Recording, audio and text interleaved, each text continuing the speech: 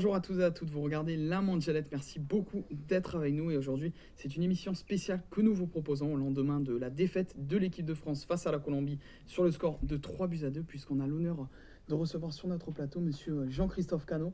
Bonjour Jean-Christophe Cano, merci beaucoup d'être avec nous cet après-midi. Donc je rappelle que vous êtes agent de joueurs depuis 16 ans.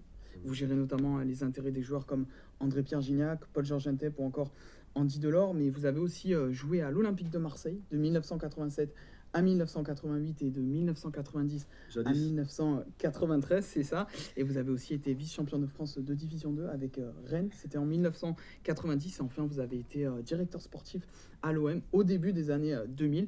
Donc on va bien sûr évoquer durant cette émission avec Léo Causion et Jean-Christophe Cano la défaite des Bleus hier face à la Colombie.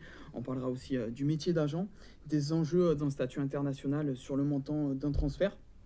Et Jean-Christophe Cano, vous nous donnerez votre regard sur la saison réalisée par l'Olympique de Marseille. Mais tout d'abord, donc voilà, les Bleus, l'équipe de France s'est inclinée hier contre la Colombie sur le score de 3-2. Pourtant, les hommes de Didier Deschamps menaient 2-0 à l'heure de jeu. Jean-Christophe Cano, qu'est-ce que vous avez pensé de la prestation des Français hier? Je crois que ça a été assez révélateur des problématiques de Didier Deschamps, à savoir qu'il a deux problématiques. La première, c'est de gérer cette jeunesse, parce qu'on voit bien qu'effectivement, il manque des joueurs cadres dans cette équipe. D'autant plus qu'il y a d'autres jeunes joueurs qui peuvent prétendre à des titularisations. Je pense notamment à Adrien Rabiot. Donc ça, c'est la première problématique. Et la deuxième, c'est celle des complémentarités, parce qu'il faut la grande difficulté que va rencontrer Didier Deschamps, et ça va être justement de faire bien la distinction entre les statuts des joueurs et ceux qui vont devoir jouer. Vous pensez qu'il manque de la grinta de la part des joueurs français? Non, on sent qu'il y a de l'envie, on sent qu'il y a de la détermination. C'est simplement l'expérience, elle est nécessaire. Vous savez, un match comme hier, c'est un match, une fois que vous gagnez 2-0, vous devez savoir gérer les temps forts, les temps faibles. Et ça, ce sont les cadres qui sont capables de le faire. Bon, aujourd'hui, il y a effectivement... il manque des tauliers dans cette équipe. Je pense que Didier Deschamps va devoir, à mon avis, trouver les tauliers. Ça peut être, en l'occurrence, un garçon comme Lassana Diarra. Il manque un petit peu de fraîcheur. Pour encadrer les jeunes joueurs aussi. Il manque un petit peu de fraîcheur aussi dans cette équipe-là. C'est beaucoup de joueurs en club ont disputé beaucoup de matchs. Je pense notamment à Blaise Matuidi à la Juventus de Turin, même tous ceux qui jouent à Chelsea, tous ceux qui jouent en Première Ligue. C'est des joueurs qui jouent beaucoup. Et là, en cette période, au fin du mois de mars, il y a encore des échéances importantes à venir. Ouais. Il y a peut-être certains qui ont peur de se blesser, qui veulent se préserver aussi pour un éventuel parcours en Ligue des Champions ou justement la Coupe du Monde qui arrive très bientôt. C'est un des facteurs. On a vu hier, c'est effectivement un match amical. Bien qu'en face, vous avez vu, quand vous jouez contre des équipes sud-américaines, il n'y a pas de match amicaux.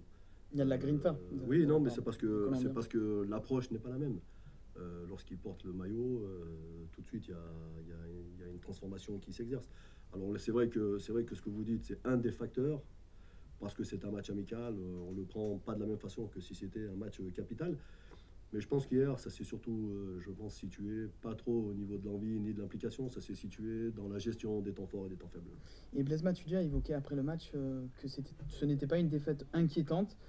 Selon vous, à moins de 100 jours de la Coupe du Monde, est-ce que c'est une défaite inquiétante? Non, elle n'est pas inquiétante, elle est révélatrice de ce que je vous ai dit précédemment. Ça peut remettre peut-être un peu les pendules à l'heure, justement, ceux qui se voyaient peut-être un peu trop beaux, ceux qui ceux qui nourrissaient déjà peut-être de grandes ambitions, se sont vus peut-être recadrés dans le vestiaire, parce que quand on parle de cadre, on pense surtout au capitaine, à Hugo Lloris. Peut-être que après le match, il est revenu justement sur des erreurs inacceptables à ce niveau-là, au haut niveau justement, des erreurs qui sont sanctionnées à chaque fois. Ça peut-être aussi les remettre dans le droit chemin. Il y a la Russie mardi, après il y aura encore quelques matchs amicaux avant le grand début de la compétition. C'est le principe des matchs amicaux, c'est justement de faire des revues d'effectifs. Et Didier Deschamps, qui est un garçon très intelligent et très compétent, va tirer les enseignements de ce genre de match. Mais effectivement, vous savez, quand vous êtes convoqué en équipe de France, il y a une compétition qui se met en place et vous avez plutôt intérêt à être performant. Mais effectivement, ça va permettre à Didier Deschamps de repositionner certains et de tirer les enseignements et de faire des changements qu'il opérera, ça c'est certain. Et vous les voyez aller loin à la Coupe du Monde, les Français? Ça va dépendre de ce point d'équilibre dont je vous parlais, entre l'expérience et la complémentarité. C'est pas facile à gérer des joueurs. Aujourd'hui, les joueurs français sont des joueurs qui jouent dans les plus grands clubs européens. On a hier sur le terrain des joueurs qui font certainement partie des joueurs qui ont coûté le plus cher dans l'histoire du football. Et c'est pas pour autant qu'ils joueront. Donc ça, il faut gérer. Et ça, c'est un phénomène qui n'est pas facile à gérer. C'est ce qu'on appelle gérer les statuts des joueurs. Donc je pense que Didier Deschamps, qui est quelqu'un qui a beaucoup d'expérience, va devoir faire des choix et trancher. Fin de la parenthèse équipe de France, et on va maintenant évoquer votre rôle d'agent, votre métier d'agent. L'agent de joueur, il a un rôle de conseiller, de manager, il écoute, il conseille. Quelle relation vous entretenez avec les joueurs que vous gérez? Le rôle d'agent, c'est un rôle, c'est le rôle que vous voulez bien lui donner. Moi, en ce qui me concerne, je pense que c'est un métier, selon la définition que j'utilise souvent, c'est que moi je construis des carrières. Donc effectivement, pour construire des carrières, il vous faut avoir une relation de confiance totale, parce que c'est vous qui allez devoir prendre des décisions pour le compte de vos joueurs. Et pour avoir ce rapport de confiance, il faut une implication, un investissement de tous les jours et qui soit total. Donc à chaque fois que je manage un joueur, ou à chaque fois que je rencontre un joueur et que je prends sa carrière en main, c'est une nouvelle famille que je construis. Il y a de l'affect justement qui rentre un peu à chaque fois. C'est une relation, peut-être amicale qui dépasse peut-être les frontières de la relation professionnelle. Bien sûr que l'affect pour moi est fondamental. Parfois vous entreprenez une démarche avec un joueur qui a 16 ans, vous le voyez grandir, vous le transformez, vous le managez, il devient professionnel, il se marie, il a des enfants. Et tout ça, c'est un accompagnement de tous les jours. Et justement, à ce niveau-là, qu'est-ce que vous recherchez, au-delà bien sûr du niveau d'un joueur, de son côté professionnel? Est-ce que vous cherchez des qualités autres, justement, des qualités humaines? Oui. Il y a 3 types de joueurs. Mais ça, c'est une opinion tout à fait personnelle. Au-delà du talent, parce que le talent, c'est, comme disait un certain Woody Allen, c'est de la chance. La seule chose que moi je vais proposer, c'est du travail. Donc j'ai besoin de 2 éléments qui paraissent majeurs. C'est l'intelligence ou de l'éducation. S'il est intelligent mais pas éduqué, je vais m'en sortir. S'il est éduqué, pas intelligent, je vais m'en sortir. S'il est ni l'un ni l'autre, je ne démarre même pas la relation. Vous avez rencontré justement des joueurs avec qui vous avez refusé de collaborer parce que... Moi je pense que, vous savez, j'ai un parcours qui parle pour moi. J'ai occupé plusieurs fonctions dans le monde du football. Je pense un parcours où je me suis fait seul.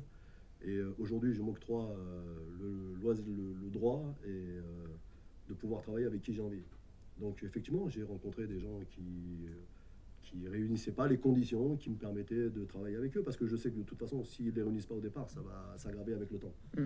Donc ça, c'est l'expérience. Et le mercato estival approche à grands pas. Les grosses écuries européennes sont sur les rangs pour accueillir les meilleurs joueurs français. Une sélection à la Coupe du Monde en Russie, ça a quelle influence sur le montant d'un joueur? Ça vous procure un statut d'international. Ça change tout. À partir du moment où vous avez un statut national d'une sélection majeure comme l'équipe de France, vous faites partie des joueurs qui, sur le marché, sont ceux qui ont le plus de valeur. Ouais. Donc la valeur pour les clubs, parce qu'il faut bien distinguer 2 choses. C'est la valeur du joueur intrinsèque, donc la valeur marchande, donc d'un transfert, par exemple, qui est le fruit d'une vente entre clubs, qui ne concerne pas le joueur, pas forcément.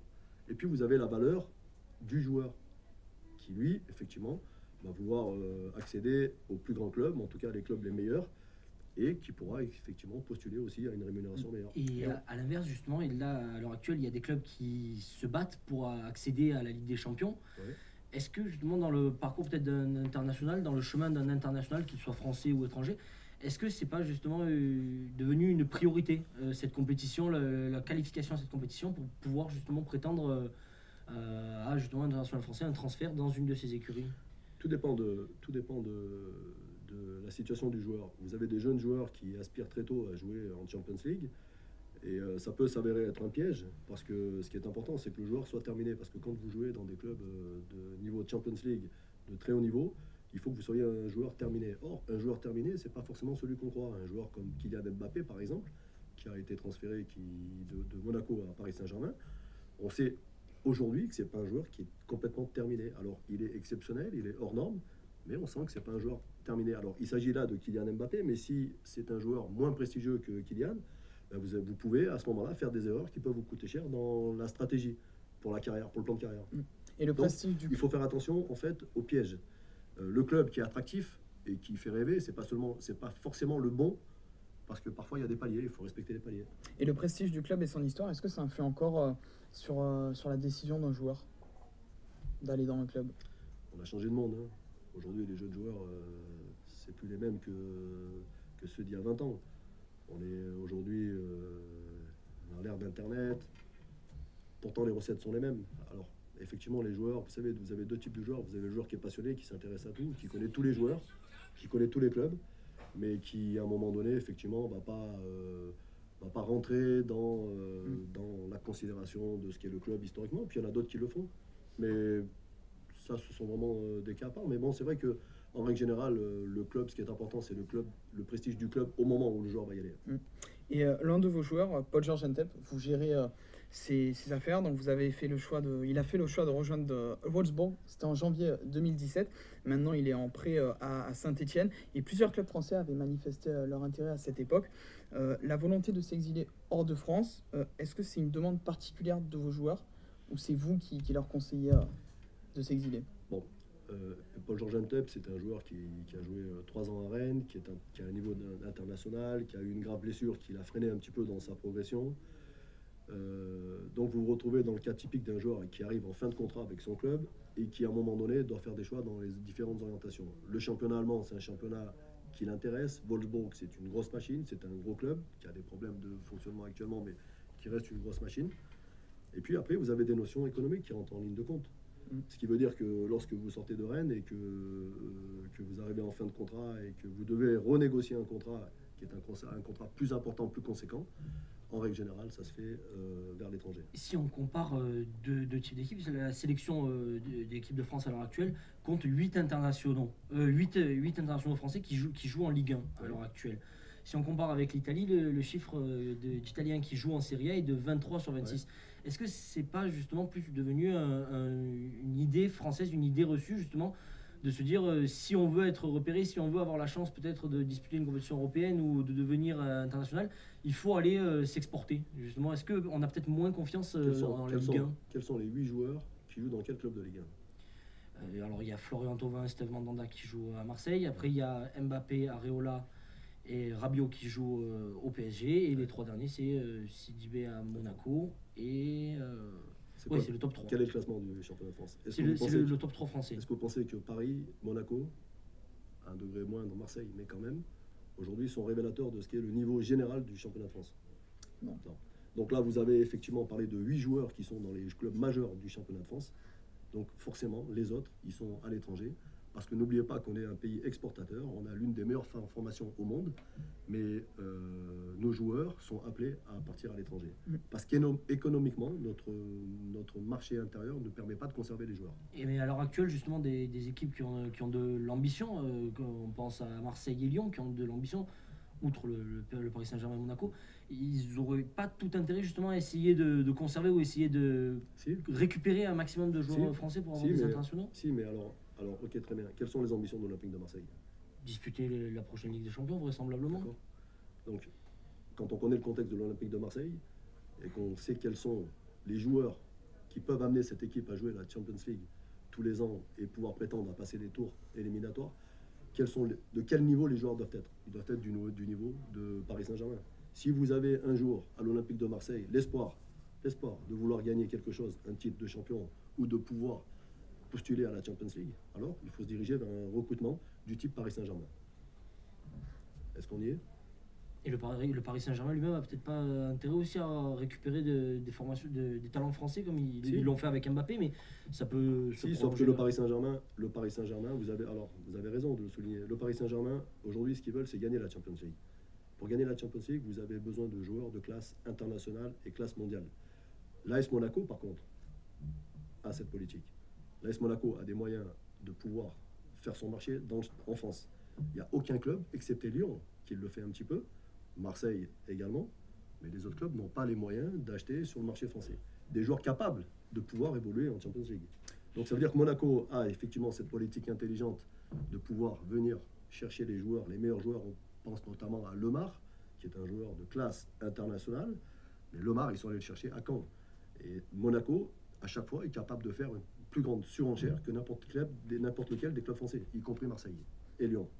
Et vous gérez aussi les intérêts d'André Pierre Gignac. Il est parti au Mexique. Ça marche très bien pour lui. Il est très heureux là-bas. Oui, effectivement, ça fait la 3e saison qu'il est là-bas. Ça passe très très vite. Oui, je pense qu'il est parfaitement épanoui. L'idée de partir au Mexique, c'était une idée qui s'est concrétisée, qui avait du sens. Donc là-bas, effectivement, il est parfaitement adapté. Sa famille également. Il est très efficace, très performant. Il gagne des titres. Il joue des finales. Donc tout va bien pour lui. Pourtant, c'était un risque quand même de s'exiler au Mexique. C'était plus un challenge qu'un risque. Vous savez, quand il a joué 5 ans à Marseille, il était fin de contrat. On n'a pas trouvé en Europe un projet qui nous semblait être, pour moi en tout cas, un projet qu'il méritait. Donc c'est posé la question de faire un choix. Il y a eu effectivement cette opportunité d'aller au Mexique. Le Mexique, pour nous, ça avait du sens parce que vous avez encore ce paramètre d'ordre économique qui est important. C'est pas seulement, je veux dire, il fallait essayer de trouver un point d'équilibre entre le sportif et l'économique. Et donc, effectivement, en allant au Mexique, on sait qu'il y a de la passion, on sait qu'il y a de l'engouement. S'il y a de la passion et de l'engouement et des objectifs précis de gagner des titres, ça veut dire qu'il y a des exigences. Donc, je trouvais là un moyen de pouvoir amener André Pierre dans un pays où j'avais d'exigences, donc ça allait l'obliger à continuer à travailler. Et puis, il a effectivement trouvé un contrat, un club qui était capable de lui faire une proposition que lui allait accepter. Le passage outre-Atlantique, c'est souvent un challenge qu'on donne aux joueurs qui ont plus de 30 ans, qui sont vers la fin de leur carrière. Est-ce que c'est quelque chose que vous conseilleriez peut-être à un joueur plus jeune et en quête d'une nouvelle expérience dans le championnat parce que dans le football aujourd'hui, vous savez, il y a une dizaine, quinzaine d'années, il y avait des destinations qui étaient considérées comme des impasses. Aujourd'hui, on est dans une mondialisation. Vous pouvez très bien aujourd'hui aller jouer en Chine, au Mexique, aux États-Unis et revenir jouer dans les meilleurs clubs européens. Ce qui n'était pas vrai il y a quelques années en arrière. Vous pensez justement qu'André Pierre Gignac, il a ouvert une porte en étant sélectionné en équipe de France et en jouant au Mexique? C'était quelque chose qui n'était pas arrivé souvent. C'était pas l'objectif de départ. Quand on part au Mexique, l'objectif, c'était pas d'aller jouer en équipe de France. Il est revenu en équipe de France parce qu'il était très performant. Mais je crois qu'effectivement, pour aller jouer à l'étranger, ne serait-ce qu'on a parlé tout à l'heure de Paul-Georges Ntep à Wolfsburg, il y a toujours une phase d'adaptation. Donc aller jouer à l'étranger, c'est toujours une épreuve qu'il faut surmonter. Pour aller jouer à l'étranger, il faut une certaine maturité. Que les joueurs français n'ont pas toujours. Et si on reparle un petit peu de Paul-Georges Ntep, il a eu cette expérience qui était compliquée dans un club qui était dans une situation compliquée aussi. Là, il est en prêt à l'heure actuelle. Si jamais il revenait à avoir des offres et des sollicitations, est-ce que vous préféreriez justement lui redonner ou lui-même préférer avoir sa chance en France, ou il retenterait une expérience à l'étranger? L'objectif d'un retour en France, il y a 2 ans, 3 ans, lorsque Benoît Tremolina était parti à Kiev, il avait connu aussi ce petit problème d'adaptation. On l'avait ramené à Saint-Etienne parce que c'est un championnat que les joueurs en règle générale, mais c'est parce qu'on peut parler de Tremolinas, de Ntep, mais on peut également parler de Khazri. Khazri est revenu également à Rennes. Donc ce sont des joueurs qui reviennent en France, qui connaissent bien le contexte, qui ont des repères, qui reviennent toujours performants rapidement. En ce qui concerne Paul-Georges Ntep, effectivement, à la fin de saison, se posera la question, qu'est-ce qu'on fait? On part à l'étranger, on reste en France? Pour le moment, je ne peux pas y répondre. Et concernant André Pierre Gignac, est-ce qu'il aimerait terminer sa carrière en Europe? C'est pas le plan. Le plan, c'est plutôt on s'inscrit dans la durée avec Tigres. D'accord. Et donc un dernier mot, le métier d'agent, c'est un métier très prenant. C'est un métier... mais passionnant. Tout dépend encore une fois de la façon dont vous l'imaginez. Mais c'est un métier qui est effectivement où le don de soi est primordial, important. Vous avez quasiment pas de vie. Oui, parce qu'il faut voyager. Il faut voyager, les joueurs jouent dans le monde entier, ils voyagent, ils demandent votre présence, il faut gérer les joueurs, la famille, il faut aussi continuer la relation avec les clubs. Donc effectivement, on n'est pas très souvent à la même place. Merci beaucoup à Jean-Christophe Cano d'être venu sur notre plateau aujourd'hui. Merci Léo et merci à vous aussi et continuez de nous suivre sur les réseaux sociaux, sur Twitter, sur Instagram, sur Facebook, La Mondialette, et on vous souhaite à tous une bonne après-midi. Merci.